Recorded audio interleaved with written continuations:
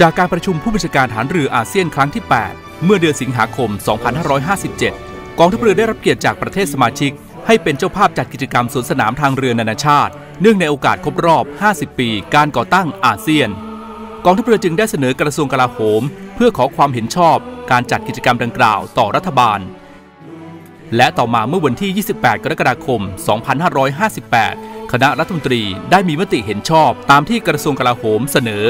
และเพื่อให้การจัดงานมีความยิ่งใหญ่สมเกียรติและเป็นภาพลักษณ์ที่ดีของประเทศจึงได้รวมกิจกรรมสวนสนามทางเรือนานาชาติการประชุมผู้บัญชาการทหารเรืออาเซียนครั้งที่ 11 และการฝึกผสมแบบพหุภาคีกองทัพเรืออาเซียนครั้งที่ 1 ไว้ในคราวเดียวกันรวมเรียกว่า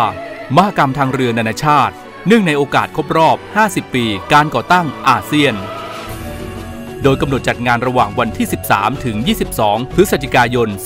2560 ในพื้นที่เมืองพัทยาอำเภอสัตหีบและพื้นที่อ่าวไทยตอนบนการจัดกิจกรรมครั้งนี้นับว่าเป็นการตอบสนองต่อนโยบายรัฐมนตรีว่าการกระทรวงกลาโหมในเรื่องการพัฒนาความสัมพันธ์และความร่วมมือทางทหารกับประเทศเพื่อนบ้านประเทศสมาชิกอาเซียนรวมทั้งมิตรประเทศนอกจากนั้นยังเป็นการส่งเสริมการท่องเที่ยวซึ่งจะมีส่วนช่วยกระตุ้นเศรษฐกิจของประเทศได้เป็นอย่างดีจึงได้มีการบูรณาการความร่วมมือไปยังหน่วยงานภาครัฐและเอกชนเพื่อสนับสนุนการจัดกิจกรรมอย่างหลากหลายที่สำคัญดังนี้กิจกรรมหลักในวันอาทิตย์ที่ 19 พฤศจิกายน 2560 ในช่วงเช้าพิธีเปิดมหกรรมทางเรือนานาชาติโดยกราบเรียนเชิญรองนายกรัฐมนตรีและรัฐมนตรีว่าการกระทรวงกลาโหมกรุณาให้เกียรติมาเป็นประธานในพิธีการประชุมผู้บัญชาการทหารเรืออาเซียนครั้งที่ 11 ณ โรงแรมดุสิตธานีพัทยาสำหรับในช่วงบ่ายเป็นการสาธิตการปฏิบัติการช่วยเหลือผู้ประสบภัยทางทะเลและกิจกรรมพาเลททางบกของกำลังพลจากกองทัพเรือมิตรประเทศขบวนแฟนซีและขบวนศิลปะวัฒนธรรมของผู้ประกอบการท่องเที่ยวบริเวณถนนเลียบชายหาดเมืองพัทยาในวันจันทร์ที่ 20 พฤศจิกายน 2560 ช่วงเช้าเป็นกิจกรรมการสวนสนามทางเรือนานาชาติโดยกราบเรียนเชิญนายกรัฐมนตรีกรุณาให้เกียรติเป็นประธานในพิธีตรวจพลสวนสนามทางเรือและในช่วงค่ำมีงานเลี้ยงรับรองเนื่องในโอกาสวันกองทัพเรือณห้องนภาลัยโรงแรมดุสิตพัทยาโดยนายกรัฐมนตรีกรุณาตอบรับเป็นประธานระหว่างวันที่ 21 ถึง 22 พฤศจิกายน 2560 เป็นการฝึกผสมแบบพหุภาคีกองทัพเรืออาเซียนครั้งปฐมฤกษ์ซึ่งเป็นการฝึกผสมครั้งแรกของกองทัพเรืออาเซียนในรอบ 50 ปีบริเวณอ่าวไทยตอนบนโดยมีเรือจากกองทัพเรืออาเซียนเข้าร่วมการฝึกจำนวน 12 ลำกิจกรรมสนับสนุนการจัดการแข่งขันเครื่องบิน Air Red One World Cup Thailand 2017 โดยกองทัพเรือร่วมกับกระทรวงการท่องเที่ยวและกีฬาระหว่างวันที่ 15 ถึง 19 พฤศจิกายน 2560 ณ สนามบินนานาชาติอูตะเภาการจัดแสดงนิทรรศการเทคโนโลยีเรือในทศวรรษหน้าครั้งที่ 4 ระหว่างวันที่ 15 ถึง 17 พฤศจิกายน 2560 ณ โรงแรมรอยัลคลิฟบีชรีสอร์ท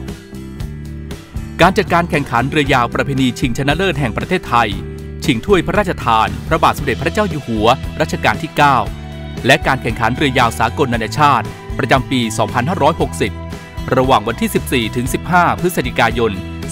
2560 ณ สนามแข่งขันกีฬาเรือพายอ่างเก็บน้ำคลองบางไผ่อำเภอบ้านฉางจังหวัดระยองการแข่งขันเรือใบ International Fleet Review Regatta 2017 ในวันที่ 17 พฤศจิกายน 2560 ณ อ่าวดงตาลโดยสมาคมแข่งเรือใบแห่งประเทศไทยในพระบรมราชูปถัมภ์การแสดงสินค้าวัฒนธรรม 4 ภาคโดยกระทรวงวัฒนธรรมระหว่างวันที่ 18 ถึง 21 พฤศจิกายน 2560 ณ ห้างสรรพสินค้าเซ็นทรัลเฟสติวัลพัทยางานแสดงพลุไฟในวันที่ 19 พฤศจิกายน 2560 บริเวณอ่าวพัทยาโดยใช้พลุไฟจากกรมสรรพาวุธทหารเรือและขอรับการสนับสนุนพลุไฟของกองทัพบกและกองทัพอากาศจากการประสานงานอย่างต่อเนื่องและติดตามการตอบรับจากกองทัพเรือมิตรประเทศล่าสุดประเทศต่างๆมีการตอบรับเข้าร่วมมหกรรมทางเรือนานาชาติจำนวน 40 ประเทศโดยมีผู้บัญชาการทหารเรือร่วมงานด้วยตนเอง 18 ประเทศและจัดผู้แทนผู้บัญชาการทหารเรือจำนวน 22 ประเทศ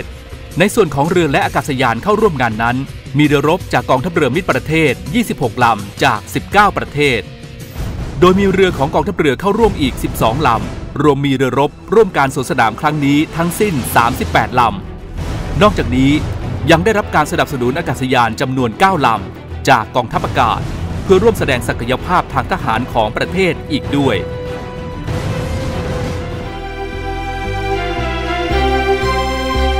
ผลการดำเนินการที่ผ่านมากองทัพเรือได้รับความร่วมมือจากหน่วยงานภาครัฐและเอกชนทุกภาคส่วนเป็นอย่างดียิ่งจึงเป็นที่มั่นใจได้ว่ากองทัพเรือมีความพร้อมในการจัดมหกรรมทางเรือนานาชาติในห้วงปลายปีนี้และในห้วงระยะเวลาที่เหลือจะสร้างการรับรู้และการมีส่วนร่วมของประชาชนรวมทั้งซักซ้อมการปฏิบัติเพื่อให้การจัดมหกรรมทางเรือนานาชาติซึ่งเป็นงานระดับชาติครั้งนี้ประสบความสำเร็จสมความมุ่งหมายและแสดงให้เห็นถึงศักยภาพของกองทัพกระทรวงกลาโหมและความร่วมมือร่วมใจของทั้งหน่วยงานภาครัฐและภาคเอกชนในการสร้างประวัติศาสตร์อีกหน้าหนึ่งของประเทศไทยให้ปรากฏต่อชาวโลกต่อไปWe've come so far